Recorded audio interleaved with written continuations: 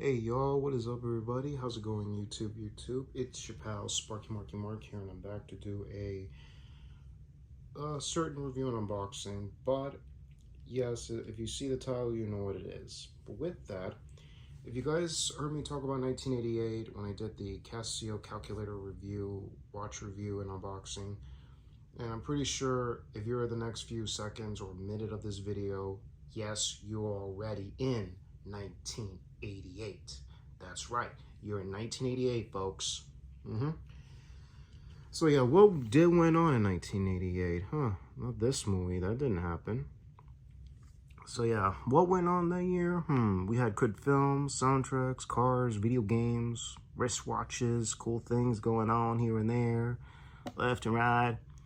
So yeah, with that, let's take a little quick look at that period, Let's take a look, shall we?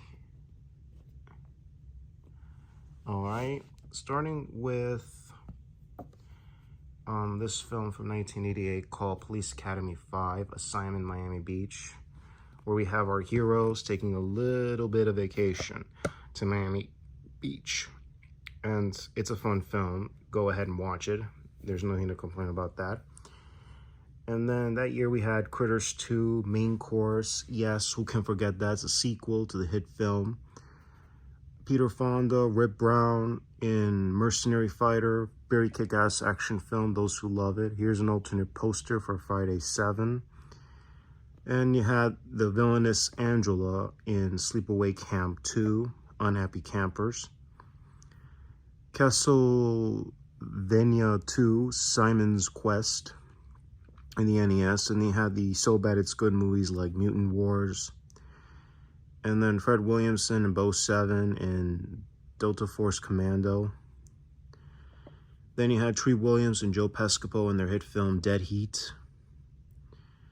The Adventures of Link, which is, yes, an NES game. Zelda 2, that's what it is. You had a cool car like the Monte Carlo, Chevrolet Monte Carlo SS. Nice car from that era. Arnold Schwarzenegger and Danny DeVito in their hit film Twins, which is directed by Ivan Reitman. Tagline is, only their mother can tell them apart. Obviously, but it's a good film. It's a good film. No lie, no kidding. Then you have this arcade for the cube ball.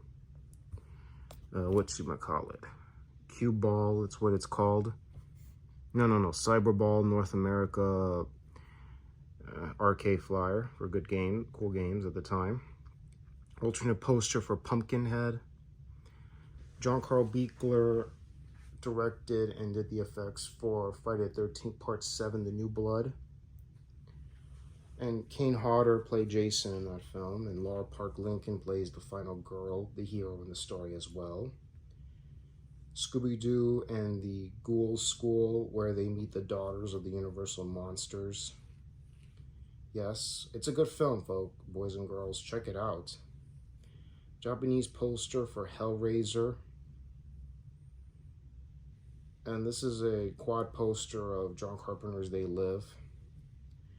Here is the scene in Hellbound Hellraiser 2 where you have the Cenobites in the Last Stand fight scene between the evil Dr. Channard. And then you have a, what do you call this thing? It's the Statue of Liberty inspired by Escape from New York poster. Then you had Tommy Lee Wallace directing this particular, some sort of a fun family film called Aloha Summer. And I believe you know some of these people, the actors or actresses in the film. Very good fun movie, actually. It's a vacation movie. Life Was Fine in 1959. The girls, the waves, the girls, their friendship. Life Was Fine in 57. Deathstalker 3. Then you had, let's see, Cellar Dwellers by New World Pictures. It was a low-budget film. John Carl Buechler did the effects for the film, and Kid Diablos did the script, but obviously it was Don Mancini who did the script. Cellar Dwellers, folks. And The Shape of the Nightmare to Come. Shape of the Nightmares to Come. That's what it is. This is a German poster for Bloodsport. Sorority Babes and Slime Ball Rollerama. Yep, that's a good film. And then you have Operation Wolf for the arcade for Ocean. Then you have Jason and Friday the 13th Part 7 with the tree trimmer. Then you had a low-budget film called Miami Connection. Some of it was shot here in Miami years ago. It's a good film. No lie, no kidding. You've got to see the film. Final reprisal with Gary Daniels, and who else is in this film? I believe Dave Carradine's in this film, I believe. I'm not so sure. It's a good action film. Check it out. And some sort of a they're all out of bubble gum. John Carpenter's They Live. This is a, what do you call it, an art poster. So no lie, no kidding there, folks. Then you have another poster, which is of this is a quad poster of John Carpenter's They Live. Then you had the Ultimate Shocker film, Pulse. Then you had the Corey Haim movie called Watchers, which was based on the novel. Check that out. You can see it on YouTube. I don't even know if it was going to get a decent release. It did get a DVD release, but it was in a double pack with the sequel. But that's going for a little bit of price. So if any boutique companies or Screen Factory, Vinegar, maybe Arrow Video can get the rights, please release this. Here's the theatrical poster based on the best-selling thriller suspense by Dean R. Koontz, if I said the name right. That's The Watchers. Oh, this was The Watchers poster, and this was just the average poster, theatrical poster. Here is the Toon Terror. These are how you call the Terrors. This was the 1988 magazine group.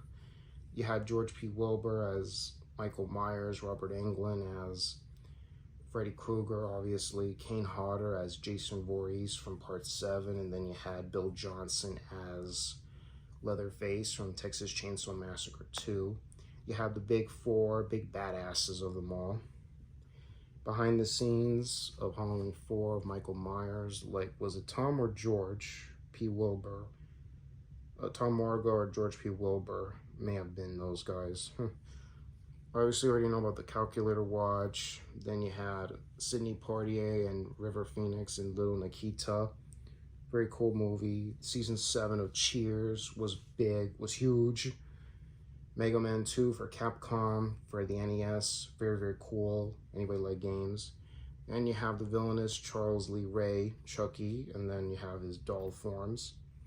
NES Ghostbusters, which was okay, but at the same time, Activision released this game, but it wasn't how you call it a high appraisal. But it was alright. Then you have Black Roses. I gotta get a chance to see that film. Thanks to my buddy Alzilla09. Shouts to you, dog. Steven Seagal in a kick-ass film, Above the Law. Then you have Waxwork, directed by Anthony Hickox, and it's who's in this film? Miles O'Keefe, Zach Gillian, Dana Ashbrook, Patrick McNeam, who we know him as the narrator of the James Bond movies and was in A View to a Kill in 1985 as the chauffeur. Then you have Phil Collins and Julie Waters in Buster, which was based on a true story about a guy named Buster who does robbery for a living and then pleases the girl he loves and taking a trip to vacation. Also, if you don't know about this movie, go ahead and check it out. It is based on a real-life guy named Buster Caldwell, I believe was his name. So yeah, check it out, folks. And the tagline is, he'll steal your heart. And he had a big hit. That was the Four Tops with the song El Capulco, and then Phil Collins did his song with Two of Hearts. Yes, so check it out. And another custom-made poster, I believe, is it? Oh, an alternative poster for They Live. NES release Paperboy. Lucio Fulci's Zombie 3. Claudio Fragazzo's Zombie 4 After Death. And then we had another one called Zombie 5 Killing Birds. I have the film, I gotta get a chance to watch it. And then you have this film called Slaughterhouse Rock, taking place at some sort of an Alcatraz Island prison. Yeah, it is Alcatraz. What do you know?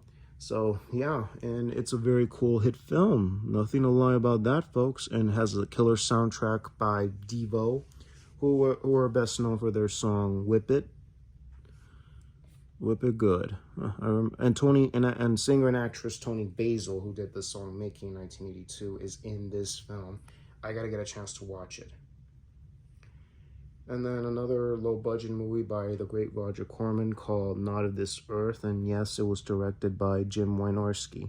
I forgot, not Roger Corman, sorry. But Jim Wynorski, yes, can't go wrong with that. That stars Tracy Lords. You had Rolex, Datejust, Dark Blue, and Diamonds.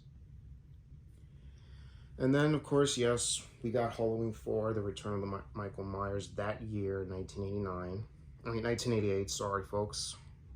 Yep, Michael Myers came back. Whoop-de-doo on that. Then you have The Look of Jason in Part 7. Actress and model-turned-actress Kathy Ireland is Alien from LA. I'm thinking she's an alien. It's a good film. You gotta check it out. Japanese poster for Friday the 13th Part 7. Very, very cool indeed. There's nothing to lie about that. Next up, you have the sequel, Suki Bandika 2, Counterattack of the Cosmos Sisters. That would be, I mean, it is a great film. If those who have it on DVD, keep it very safe and sound. I'm not lying. I'm not kidding with you, boys and girls. Please do that. Because if you have the DVD copy, good for that. Those who didn't, please protect it with a paper sleeve. I mean it. It's a good Japanese film. And yes, it was 1988. Released 1 year after the release of the first movie of Suki Bandika, the film. Anybody into Japanese dramas or action shows, whatever, that time period, I'm pretty sure you're familiar with the actress and singer Yui Asaka is in this film. Yes, it's a good film. Nothing to lie or kid about that. So anybody is interested, pray that either Arrow Video or Vinegar Syndrome or any boutique company can get the rights to this movie. The first 3 Suki Bandika films, the 2 in the 80s, and then 2006 we had Yo-Yo Girl Cop. Pray that this gets a Blu-ray release. So prayers to that, which company can get the rights. And then you have Michael Myers in Bandages. He was in Bandages, Gauze, and The Mechanics. In the gas station scene, that was Tom Morga. And then you have Michael Myers breaking down the door, stealing a tow truck in the film. Lou Ferrigno and Bill Bixby and Lou Ferrigno back in The Incredible Hulk Returns with Eric Allen Kramer as the Mighty Thor. And then, yeah, here's a scene in Halloween 4 that Michael bandages Michael Myers with the coverall stealing the tow truck. That's a plain view right there. Tom Morga as Michael Myers wearing the mask, scaring the girl. And that scene is where Michael Myers takes out the power in the film. Those who haven't seen Halloween, please watch it. This was played by George P. Wilbur. That's Michael Myers, obviously. And then you had Heather O'Rourke playing the role of Carol Ann for one last time in Poltergeist 3. This was her last film, by the way. And around that point, she would have been about... This year, she would have been 48, by the way. She was a young actress who died too young. And then you have Prince of Dark, an alternate poster artwork, a UK portrait poster for Prince of Darkness. Then you had a UK quad poster for, I believe it's a UK poster for John Carpenter's They Live. This is the 4K poster. You had Oliver and Company, Spookies, Konami releasing Super C for the NES, Super Contra for the NES actually. You had a Sea Dweller, reference 16600. Louis Gossett Jr. is back as Charles Chappie Sinclair in Iron Eagle 2. Then there's a different, what is it? A poster for Child's Play 1. Andy Sedaris in Picasso's Trigger. Killing is art form. Killing is an art form. Then a VHS for the Sicario for They Live. Blazing Guns. Oh, here's a different home video poster for They Live. Final Fantasy for the SNES. Did that even came in 1988? Oh yeah, it did, I believe. Then another poster alternative for John Carpenter's They Live. Night of the Demons, directed by Kevin S. Tenney. I believe this was an art poster for Ghostbusters 1. Cartoon poster or art poster for John Carpenter's They Live. Oh, and here is the poster artwork for They Live.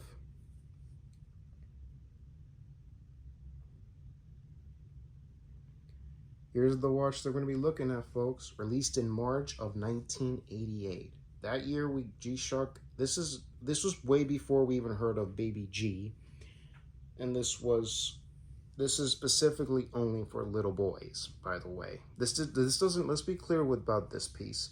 This doesn't have no light, no illumination, not even, and it has an auto calendar, waterproof to 10 meters, 10 bar, obviously 100 meters. And what else is there?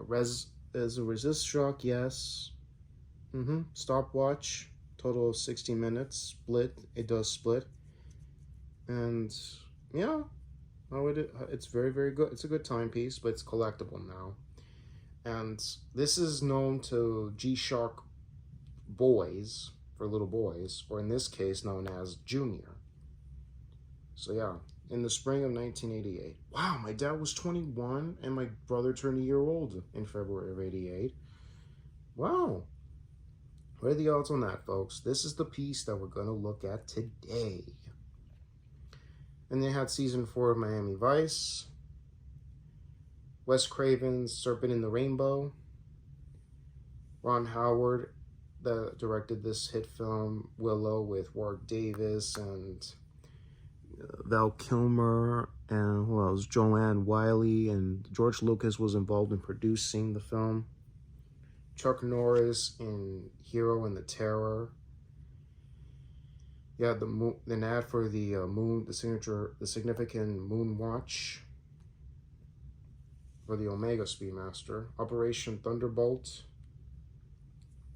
Arnold Schwarzenegger and James Belushi in Red Heat. He plays a Russian cop. And Belushi, that's Schwarzenegger, and then Belushi plays a Chicago cop. Two sides meet and kick ass. Good film. What do you call this? A poster for Friday 7. NES with their song called Blaster Master. And here is a, what do you call it? An NES for Final Fantasy 2. And then you had The Carrier, which was directed by Nathan White, and Gary Jones was the effects artist, the special effects artist, and also stars Steve Dixon, who would later, and then you have punk rock guitarist turned actor Ron Ashton, who would later work with Gary Jones and Mosquito. So this was a good low-budget B+ movie, so check it out, folks. Here's a good view of the Casio calculator watch that I reviewed some years ago, or a couple years ago. Theatrical poster for Child's Play 1. The Dirty Dozen with Terry Savalas and Ernest Borgnine. Poster for Iron Eagle 2. The Wild Blue Yonder just got wilder. Metal Gear. Behind the scenes for Friday 7. John Otrin, who plays the zombie of Tina's father, Mr. Shepard, and then Kane Hodder as Jason Voorhees. The still of the Michael Myers in H4. Chuck Russell coming off with the success of A Nightmare on Elm Street 3, directed The Blob with Kevin Dillon. Good film. Don't care, even though the film didn't do well, but it's a good film. J.P. Simon, or Juan Becer Simone, he directed Slugs. Cool B+ film. That year we had Return of the Living Dead 2. Clint Eastwood in the fifth and final installment of the Dirty Harry films, The Deadpool. And also Liam Neeson is in this film, and a young Jim Carrey was in this film, by the way. Commander, Last American Soldier, cool low-budget movie. You can see that on YouTube. Rick Brown and his wife, and James Philip Law and James Ryan. In some So Bad It's Good film, B+ movie called Mutiny in Space. Check it out. Glow in the dark poster for They Live. Hellbound, Hellraiser 2. Time to Play. And it was directed by Tony Randall. Maniac Cop, directed by William Lustig. Tom Skerritt, Bruce Campbell. Very, very cool movie. A Very Brady Christmas. And Agnes Scrim and Reggie Bannister is back as the hero and villains in Phantasm 2. This summer, the ball is back. Unfortunately, Phantasm 2 got swallowed during the release that year in the summer of '88 because Die Hard and Who Framed Roger Rabbit swallowed this movie to a gulp. It was competing with two juggernauts at the box office during July of '88. Another 4K poster of They Live. Dustin Hoffman, Tom Cruise in Rain Man, very cool movie. Check it out. Freddy's back in A Nightmare on Elm Street 4, The Dream Master, very cool film. Michael Dudikoff that was directed by Aaron Norris, called Platoon Leader, very cool movie. The Rescue, about 5 young heroes. What are the odds on that? I believe that's Kevin Dillon. It was produced by the Thomas brothers, Jim and John. Yep. Very cool film. Nothing to lie about that. Ghoulies 2. 2 little big monster creatures. Heck. Eddie Murphy and John Landis collaborating with each other in Coming to America, where the prince finds himself a princess. And where at? Queens, New York, ladies and germs. Crocodile and Paul Hogan is back with Linda Krasowski in Crocodile Dundee 2. And here's a poster artwork for The Blob. Close-up look of Michael Myers from H4. Jean-Claude Van Damme in Bloodsport, based on a true story about Frank Dukes. Who Framed Roger Rabbit. Bill Murray in Scrooged, Mr. Scrooge. Then you had a Rolex GMT Master 16700. Crimen Desorganizado. It's a Spanish poster, but we know it stars Lou Diamond Phillips. Disorganized Crime. This is a Spanish poster. You have good star cast from Emilio Estevez, Lou Diamond Phillips, Charlie Sheen, and Young Guns. That was directed by Christopher Kane. Good Western film. Check it out. No lie, no kidding. And the definitive poster for John Carpenter's They Live. Dick Maas, M-A-S-S. This takes place in Amsterdam. Check it out. Good film. The Coreys and a young Heather Graham in License to Drive. Good movie, good soundtrack. A low-budget Sergio Santiago movie, The Expendables. Don't get confused with the 2010 films. Don't compare this to that. No, this is just a low-budget film to kick ass. So check it out on YouTube. No lie, no kidding. Tom Hanks and the Good Hero Dog in Turner and Hooch. Directed by Roger Spottywood, who would direct Stop Where My Mom Will Shoot, Air America, and Tomorrow Never Dies. Operation Wolf for the arcade ad for the Atari ST. Elvira, Mistress of the Dark, Cassandra Peterson is in the film. Elvira, Mistress of the Dark, cool film, no lie, folks, check it out. Mannequin's Force, good low-budget film from '88. Mac and Me, a great film that was directed by Stuart Rafferty, if I said his name right, who would later direct another low-budget movie, Tammy and the T-Rex. Check that movie out and check Mac and Me. I gotta get my hands on this film pretty soon. Stan Winston in his directorial debut as an effects artist turned filmmaker, working with Lance Hendrickson in Pumpkinhead. Check that out. Cobra Mission 2. Killer Clowns from Outer Space. It's crazy! Then you have Deadbeat by Dawn. School Days with some unfamiliar cast. I know that's Tisha Campbell, Gio Esposito, if I said his name right. I know that actor. He would later be in the Maze Runner sequel and other projects he had done and appeared in. And then that's Spike Lee. Yes, obviously he directed this movie. Dudley Moore and Lisa Minnelli is back in Arthur 2 on the Rocks. It's a good emotional film, so check that out. I recommend it. I recommend you to watch this film. Robo War. Destroyer, starring Anthony Perkins. It's a good film. Bruce Willis in the hit film Die Hard, Kick Ass. Stallone is back in the third installment of the Rambo films, Rambo 3. Night Wars, Strike Commando 2. Chuck Norris in the third installment of the MIA films, Missing in Action 3. Broderick, Missing in Action 3, that is. Oh, this is the Arrow video poster for Slugs. And here's the magazine cover of these slashers. Oh, look at that. They're having a beer, drinking, having fun. Let me see this. Oh, yeah. Michael Keaton in Beetlejuice. Cool film. It's PG, baby. Black and white version of the four slashers. Let me see. The Unholy. So I believe that's it for '88, folks. So yeah, enough chit chat, y'all. Let's go to the watch.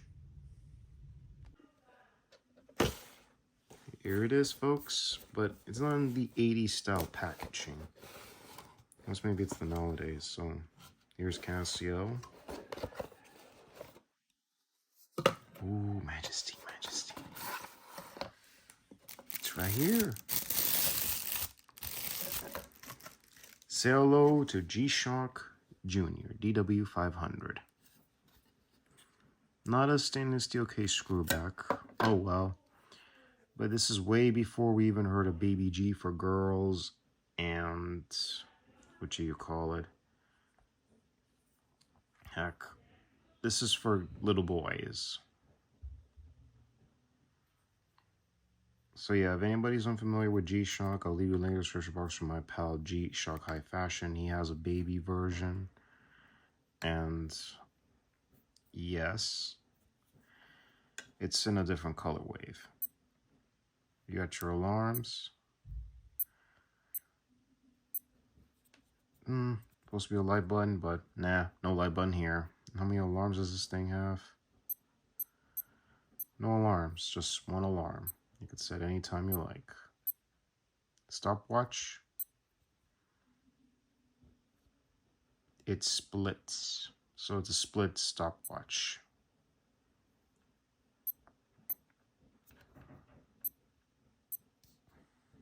You can adjust the time yourself.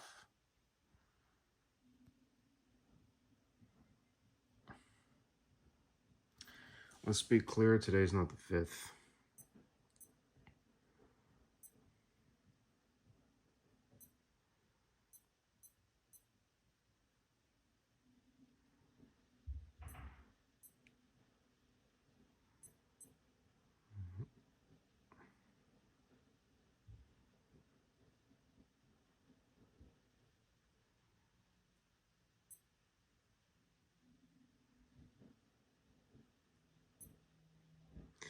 So yeah, when you go through the modes, then you can start adjusting the time, the date, the hour, the minute, the seconds, and the month as well. Because when this starts blinking here, yep, we are in March already. Oof, I've been caught with life lately, so yeah. Today is the 7th. And it's not Sunday. Hello? Man, it's insane with this watch. Day of the week. Today is Tuesday. So yeah, the shape is very insane like the predecessor models that we got from, say, many years.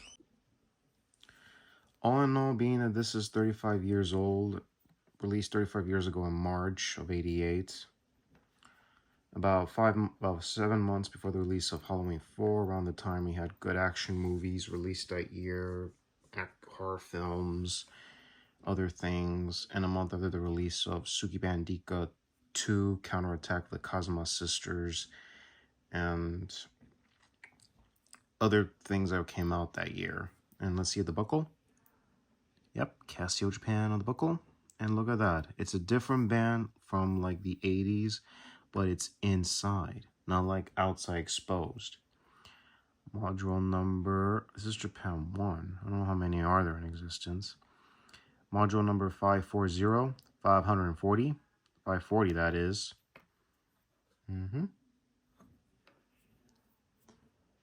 Oh yeah, folks. That's what you're looking at, folks. Admire. Whoa there, folks.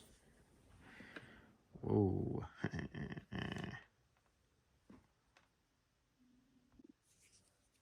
All right. Time to use the calibers. Activated. Okay, so the width of this watch would be 36.8 millimeters. 36.8 millimeters, folks.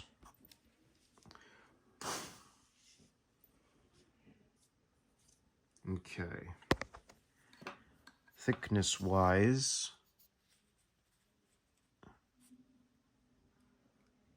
whoa, what am I doing here?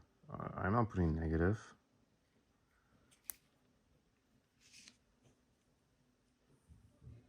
That seems too off.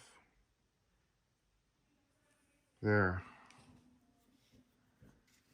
Okay, thickness-wise, this is about approximately 0.44, to be exact. No, that's inches. Seriously?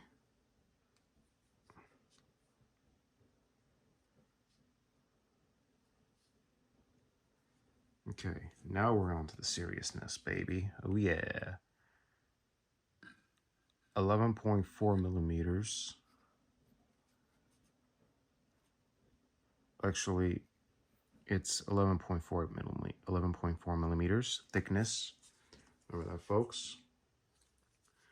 Okay, lug tip to lug tip would be about, or lug tips is about 41.9 millimeters. And the buttons, since these are directly from the big boys from the 80s, so the button size are about 2.7 millimeters. No, actually, sorry, 2.8 millimeters. So yeah, being that this has directly DNA from the 5200 to the 5600C from the early to mid 80s, from 84 to 87. And they took the idea, how about make it mini size for kids, you know? And this is, of course, for the boys. This is for the juniors, for little boys to wear. I don't know if these were, how you call it, well received at the time, maybe, because apparently it did not have no micro light. It's very sad. No micro light. Let me see if they do test screens where you press all 3 buttons. Well, look at that, folks. When you press all 3 buttons, they do test screens. Let's do it together. 1, 2, 3. There we go. All 3 buttons, they do test screen mode. So, you got it good. So, you got it. So yeah, admire a few more looks of this and we'll get on to the music from 1988, folks. 1988. What a year that was. Except I'm a 90s baby. Heck, my old man was in his early 20s. My grandpa, from my mom's side of the family, was in his like 30s. Entering 33, I believe. Heck.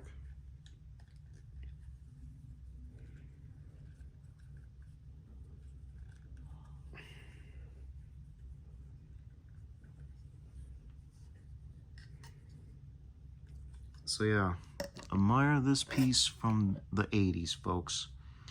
You will never get a chance to look at another one of these badasses ever again. And I don't know if these are making a comeback. And there's a yellow version of this watch that was released around the summer or the spring of 1992 or in the fall of 92. Anybody remember seeing the G-Shock 30th anniversary? Or yeah, there's a yellow version of this watch, the same as the 5600C, but the yellow version of that watch was released in 1992. So there has been a G-Shock watch in yellow, only one in existence since 1992.